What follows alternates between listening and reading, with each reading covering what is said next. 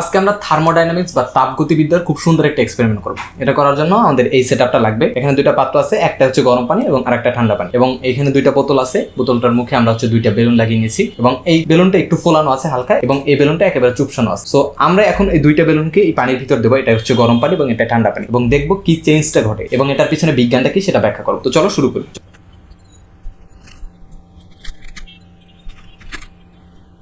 এখন দেখো কি ঘটছে, এইটা কিন্তু ফোলানো ছিল, একটু এটার চেয়ে আর একটু ফোলানো ছিল, এরকম সোজা অবস্থায় ছিল, বাট এটা অনেকখানি চুপসে গেছে। কারণ কি, এখানে ঠান্ডা পানি আছে। এবং থার্মোডাইনামিক্স বা তাপগতিবিদ্যার সূত্র থেকে আমরা কি জানি, তাপ প্রয়োগের ফলে কোনো পদার্থের প্রসারণ ঘটে এবং তাপ অপসারণ করলে কোনো পদার্থের সংকোচন ঘটে। তো এখানে যেহেতু কম তাপমাত্রার পানি আছে, তার মানে এই যে বোতলের ভিতরের বাতাসটা বা এই বেলুনের ভিতরের বাতাসটা এটা সংকুচিত হয়েছে, দ্যাটস ওয়াই এটা চুপসে গেছে। এটার ক্ষেত্রে একেবারে অপোজিট জিনিস ঘটছে। এটার ভিতরে যে বাতাসটা ছিল, এটা এখানে গরম পানির থাকার কারণে এটা প্রসারিত হয়েছে, এবং এই বেলুনের ভিতরে যে অল্প বাতাস ছিল সেটাও প্রসারিত হয়েছে। এই জন্য এই বেলুনটা অল্প একটু ফুলে গেছে।